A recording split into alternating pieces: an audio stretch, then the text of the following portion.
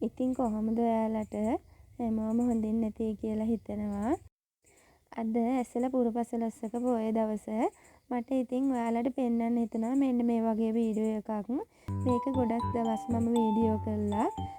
ඉතින් බලන්න මේ අම්මයි තාත්තයි මේ දරුවෝ ටික ලොකු කරගන්න විඳින දුක. බිත්තර දාන්න කලින් ගෙවල් හදලා ඊට පස්සේ බිත්තර දාලා ඊට පස්සේ බිත්තර රැක බලාගෙන ඊට පස්සේ ඉතින් පැටව එළියට ඇවිල්ලා ලොකු වෙනකම්ම මම මේ වීඩියෝ එකේ ඔයාලට පෙන්නනවා. ඔයාලා විමසිල්ලෙන් බැලුවොත් මේ බිත්තරේ ඇතුලේ ඉන්න පැටියා එළියට එන එක පවා මේ වීඩියෝ එකේ පේනවා. පැටියා එළියට ආවට පස්සේ මේ බිත්තර කටු දෙක මේ අම්මයි තාත්තයි ගොඩාක් දුරට ගෙනහිල්ලා පියාඹලා ඈතටම දාලා එනවා ආපහු. ඒ ඇවිල්ලා පැටව ටික උණුසුම් කරගෙන කූඩුවට වෙලා ඉන්නවා. මට මේ වීඩියෝ එක දාන්න එපා කියලා අපේ පුතත් කිව්වා. මොකද මම කලිනුත් කුරුල්ල ගැන වීඩියෝ එකක් දාලා තියෙන නිසා.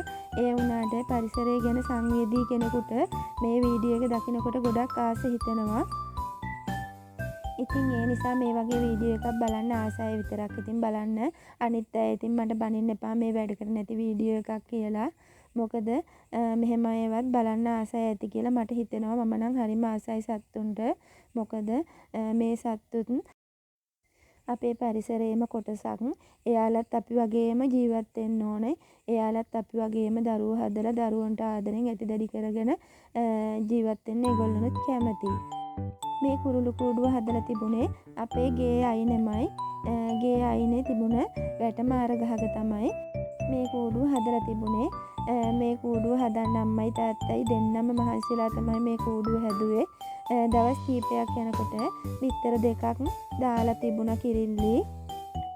ඔයාලට පේනවා ඇතිනේ මේ වැල් වගේ මේ වැල් තියෙන්නේ කුරින්ජම් වැලක් ගිහින් තියෙනවා මේ වැටමාර ගහේ. ඒ ටික තමයි ඔයාලට පේන්නේ. ඒ අස්සේ තමයි මේ කූඩුව හදලා තියෙන්නේ. ඔන්න ඉතින් කූඩුව හදලා ඉවරලා ඊට පස්සේ කිරිල්ලි බිත්තර දෙකක් දාලා බිත්තර රකින්න පටන් ගත්තා. ඉතින් මේ වැහිවලට මේ කිරිල්ලිව තෙමෙනවා. ඉතින් මට හරිම දුකයි. ඊට පස්සේ මම කල්පනා කරා මොකද කරන්න කියලා. මම ඇන්තූරියම් කොලයක් අරගෙන ඇවිල්ලා ගානට එයාලගේ කූඩුව වැහෙන්න කූඩුවට කිට්ටු වෙන්නෙත් නැති වෙන්න ටිකක් උඩින් ඇන්තූරියම් කොලේ අර වැලක පටලවලා ස්ටේපර් කටු වලින් තද කරලා රැන්දෙව්වා. එහෙම රැන්දුවට පස්සේ මේගොල්ලන්ව පොඩ්ඩක්වත් වැස්සට තෙමෙන්නේ නැහැ.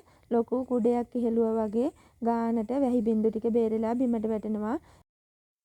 වැහි පොදයකින්වත් ඒගොල්ලන්ව තෙමෙන්නේ නැහැ. ඔහොම ඉන්නකොට මේ කිරිල්ලිට තේරුණා මගෙන් කරදරයක් නැහැ කියලා. ඉතින් මේ කිරිල්ලි ටික ටික මගෙත් එක්ක යාළු වෙලා ඊට පස්සේ හැමතිස්සෙම මම කෑම කවනවා කිරිල්ලිට. ඊට පස්සේ කෑම කාලා කිරිල්ලිටින් බඩ පුරව ගන්නවා. බඩ පුරවගෙන ඉවර වෙලා පැටවු ටික තුරුල් කරගෙන ඉන්නවා. ඔයාලට ඉතින් මේ පේන්නේ මං හදලා දුන්න වහලේ තමයි. මේක හුළඟ යන්නෙත් නෑ ස්ටේපර් කටු ගහලා තියෙන නිසා. මේ ඉන්නේ කුරුළු අම්මා තමයි.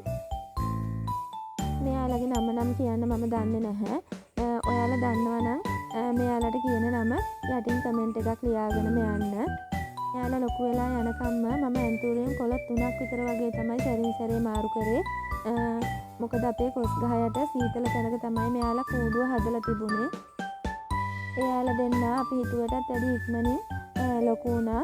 ඒ වුණාට මම කවදාකවත් මේ පැටවුන්ට නම් කෑම කවන්න ගියේ නෑ. මොකද එයාලට කවන්න ගිහිල්ලා හිර වෙයි කියලා මට බයයි. මං ඒ නිසා අම්මට තමයි හැමතිස්සෙම කෑම දුන්නේ.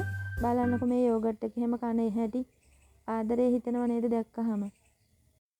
මිනිස්සුන අපි වගේම සත්තුත් තමන්ගේ දරුවන්ට පණ වගේම ආදරේ. මේ අම්මයි තාත්තයි පුදුම ආදරයක් මේ පැටවු දෙන්නට තිබුණේ. මොකද කිරිල්ලි නම් කවදාකවත් මට කෙටුවේ ඇර එහෙම නෑ. සමහර වෙලාවට මම කෑම කවන්න යනකොට කිරිල්ලිද කියලා හොයාගන්න බැරුව කුරුල්ලත් ඔතනට වෙලා හිටපු වෙලාවල් තිබුණා. ඒ වෙලාවට මගේ අතට කොටනවා. පස්සේ එයාත් මන් දෙන කෑම කන්න හුරු වුණා. එයාලා දැන් ඉතින් ටිකක් ලොකුයි. බලන්නකො තියෙන ලස්සන මේ දෙන්නගේ. මෙයාලා ටිකක් ලොකුයිනේ දැන්. ඉතින් අම්මයි තාත්තයි අන්තිම දවස් දෙක තුනේ වගේ රැට ළඟට ආවේ නැහැ මෙයාලා ළඟට නිදා ගන්න. අන්තිම දවසේ මට නිකන් බය හිතුණා මෙයාලව දැන් එක්ක යයිනේ කියලා මං හිතන් හිටියා.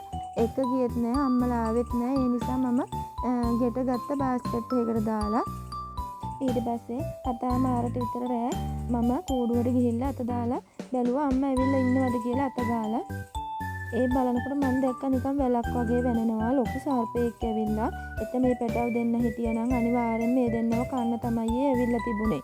ඉතින් මොන හේතුවකටද මන්ද මං මේ පැටව දෙන්න ගෙට ගත්ත නිසා ඒ දෙන්න බේරුණා. ඊට පස්සේ දවස උදේම කූඩුවෙන් ගෙනත් තිබ්බට පස්සේ අම්මලා ඒ පැටවුන් අරගෙන යන්නම ගියා. ඉතින් යාළුවනේ ඊගාව වීඩියෝ එකෙන් ගොඩාක් වටින දෙයක් තමයි ඔයාලට මම කියලා දෙන්න බලාපොරොත්තු වෙන්නේ. තනියම නයිටියක් මහගන්න හැටි තමයි කියලා දෙන්න හදන්නේ. ඉතින් මගේ channel එකත් එක්ක දිගටම රැඳිලා ඉන්න කියලා ආරාධනා කරනවා.